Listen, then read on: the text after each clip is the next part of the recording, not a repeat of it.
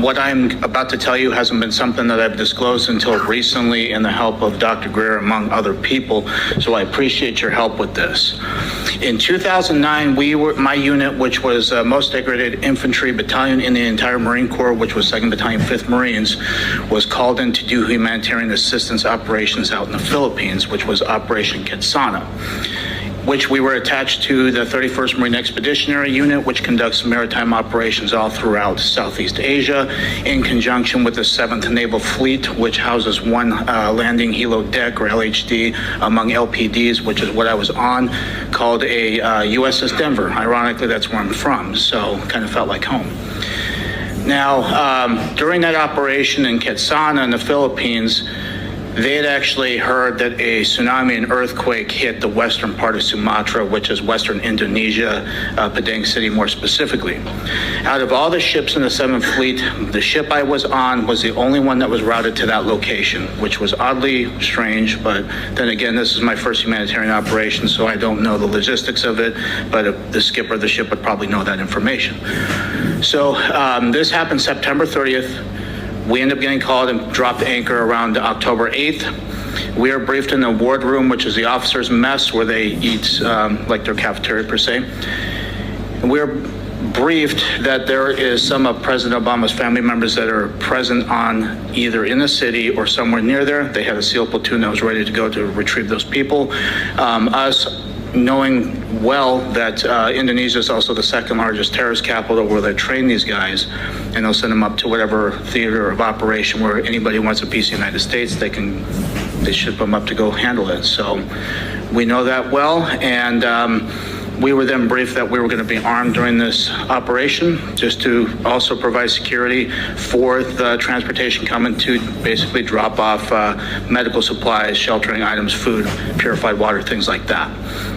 So they ended up selecting certain Marines to go ahead and do this. We were only in sticks of six Marines, so it had NCOs on top of other Marines to help with that. So we again boarded CH-53 Super Stallions, which are gigantic helicopters. They're roughly 100 feet long. I love the design of them. It's my personal favorite. But we ended up boarding this on the ship, and we flew to the southwestern part of the city, which is Padang. Looked a lot different through satellite imagery that I've recently seen. Back then is a lot different, especially because most of it was decimated, on fire, rubble, flooded, you name it. Basically the worst kind of scenario you could ever see. From then, once we touched down on this landing strip, it took probably about 2 minutes. And then again, the pilots got radio confirmation to go ahead and drop us into certain parts. So we again dropped to a hasty LZ, which took probably about 6-7 minutes to fly to from that position. And we dropped to a hasty LZ. We got off the bird, and what we were instructed to do at that point through the briefing was to push to a high ground, at least to get better observation. As a Marine, the tactical advantage that you get from having a observation from a top point is you see everything clearly. You could also, coordinate from there. At that time, we had did a tactical column, which we are able to get eyes on pretty much everything, especially with 6 Marines. So we have the effective communication at that point. If we need to engage, we can properly do it within the amount of ammunition we've got, as well as the weapons that we got, which were only M16A4s. So at that point, we decided to push forward. We trekked up about 300 meters. At this time, I have a Panasonic camera that has the ability to take photographs. It has a ability to take videos, obviously. When we got to this high point, I was taking video camera, and I had actually turned to the north, which just kind of slopes down. And right there was something that stuck out like a sore thumb, especially with jungle terrain, things like that.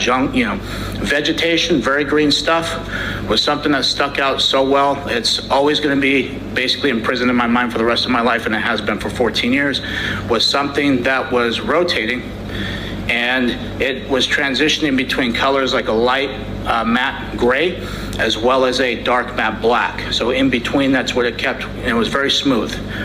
We had all looked at each other as we got online, and we decided to investigate.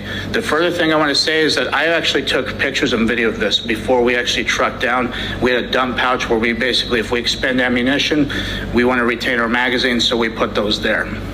So I dropped my camera in there, and we decided to go down. We didn't have any communications, which was weird, and that was a very odd thing, and it's something that either could have been good that we didn't, or it could have been something that could have been very bad. And it just however you want to look at that. Once we got down this slope, we were approximately 150 meters away from this craft. When we all got to the point where we could see it, just like behind here, again, Mr. Schratt, phenomenal job. You can see that the craft here actually was roughly about 300 feet. And the reason why I know this is because you could fit 3 of the helicopters that we flew in on underneath this craft. It was rotating a clockwise motion. The panels here that you see, the black ones, at least 3 of them, was like a Vanta black, very dark. I have no idea what that was. On the very top, there was like a pyramid structure that you could see the shadowing of it, which would elicit that was a pyramid structure.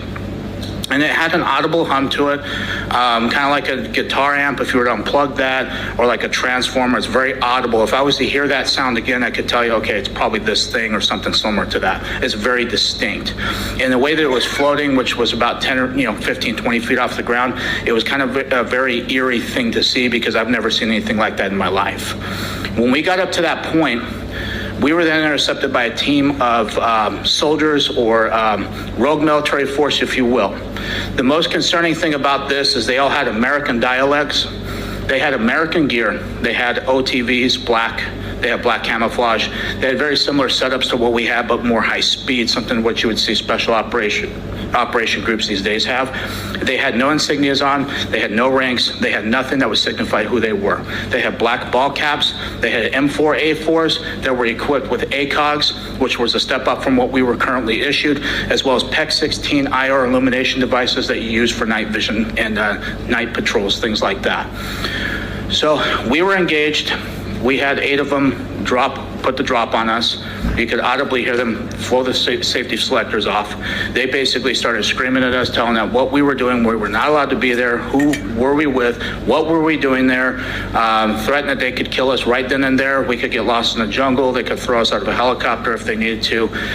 It was very nerve-wracking at that point, especially looking to my fellow Marines and seeing the reactions on their faces too. We were all freaking scared, to say none the less. So with that being said, each Marine was then patted down along with myself. We had our weapons taken from us. They were basically cleared in condition 4, which means they had no round chamber, no magazine in. They dumped our magazines out of our mag pouches as well onto the deck. And then again, because of Marine Corps order, how things are with that, we were told to keep our military ID in our left breast pocket. So they knew that. They asked for our military identification. We gave it to them, obviously, because they have guns in our face. So provided that to them. They had something that looked like modern day smartphones, but this is 2009, so it's not really as high tech compared to obviously today. So they took some pictures of our military ID, and then they had something that remind me of a BAT system, which is a biometrics tracking system that we would use. This is for insurgents or anything like that. It would take fingerprints, it would take retina scans, it would take pictures of them and document them. So if there was other militaries that were coming to relieve our post, they would actually have this information too to know who they are dealing with. That's what it reminded me of, and I had trouble scanning the IDs. As this is going on, we're going back between these guys as well as what's going on in the background. At that time, there was 4 of these trucks, which were F-350s. They were up armored. They were pretty beefy. They had weapon cases that I've seen before because of something that we've actually loaded weapons into. They had 2 of them that were in the back of each truck.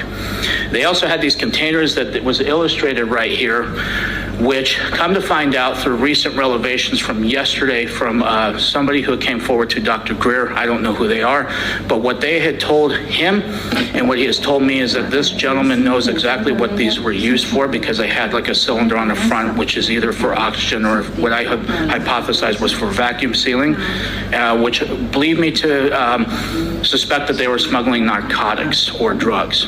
Come to find out it's more disturbing than that. This gentleman has first-hand account with this and says that it was for people. It's very disheartening, especially because that part of the world have already gotten ravaged, and it's something that is very hard to see right now because of what I've witnessed, and it's very disheartening. And this is why I'm up here.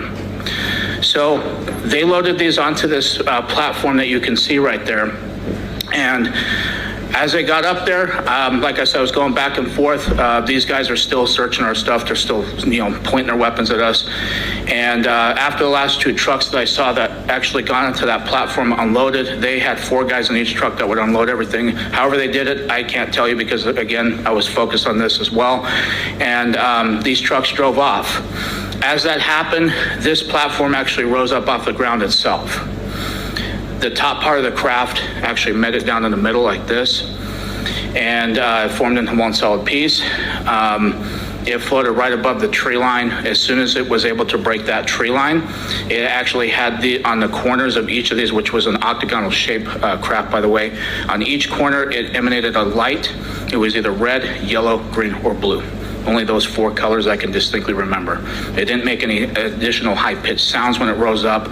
Once it got past that tree line, it shot over to the left, basically where the ocean was, at so fast, I would estimate probably 3,000, 4,000, 5,000 miles an hour instantaneous like that. There was no rotor wash, no exhaust that would disturb the trees, vegetation. The coconuts that were on these trees were not even touched. It produced no sonic boom. This thing was so fast. So as that happened, they basically had told us to turn around. As we turned around, kind of a couple things that went through my head at that point was that we're done. They actually started loading our magazines into our back into our vest in a way that would be hard to get them to put them into a weapon and to actually, charge the weapon and actually put it around in the chamber. So they put those in. They actually slung our M16s on their back for us, but when they did it, Marine Corps not really issued the best gear, especially at that time. So the slings back then were, I would say, subpar quality, cut my neck pretty good, and they kind of went in that motion and made sure they were secured so we couldn't really get them as easy. And they escorted us back up this slope. And they told us we were not allowed to look back. 2, that we were not able to talk about this. They were actually, 2 of the guys were actually talking about either, hey, should we smoke these guys right now? That's what they kept saying. It was kind of feeding more into the fear at that point because, again, I don't know who these guys are. I know they had American gear, they had American sidearms as well. If these guys have actually taken an oath like we have, and then why they're going against people like us and even willing to kill servicemen who just even stumbled onto this, it just blows my mind, and it's very sick. So as we broke atop this hill, we decided to book him, and we ran back to the LZ. There was a gunnery sergeant that was attached to the ship. I don't know this gentleman personally, but I know he's very unhappy with seeing us because we had actually had our weapons slung. We were not combat effective at that point if we needed to be. He asked specifically why we were. We didn't tell him exactly why. We just came up with an excuse. And then we waited for the next CH-53 to approach, and we got on board, flew back to the ship. We turned our weapons in back to the armory. We took our gear off back in our berthing, and we went upstairs to be debriefed by an admiral that I've never seen before, and it was kind of somebody who was out of place. I don't know if he has any kind of relevance to this at all, but if that's the case, if he does, I hope he comes forward with that information. It'd be very helpful. So as we're going to go ahead and fast track to a couple days later, which we end up in Subic Bay, which is like the party town in the Philippines. So we had 3 days there of liberty. The first night I come back, because we had to report back to the ship each night, we were not allowed to stay out in town. My rack was on my camera was on my rack, and the memory card that was in it was out, and my battery was out of the camera, missing as well. So all of that was missing. The only thing that was there was the camera. Mind you, I had my locker secured. I had other stuff that was basically piled on top of that camera. So whoever did it knew what the hell happened. So after that, the other thing that was also notable with that was each of the Marines that were with me also had their cell phones taken that they brought. Even though they didn't bring them on the mission, all their stuff was missing. The other stuff, the other people in the actual platoon never had their stuff touched. It was only us 6 that were affected. So fast tracking back when we returned back to Okinawa, one day I had got a call from the duty that was in the barracks. Each barracks has like a duty of Marines that are, making sure there's still order, things like that. He had been told that I needed to go up to the CP, so he informed me. So I had hightailed it up there. And oddly enough, there was nobody in the building. except for one gentleman who was wearing Air Force dress blues that was missing a name tag, which I understand in Air Force policy or regulations that they were supposed to wear a name tag, and he did not have that. I gave him the proper greeting of the day.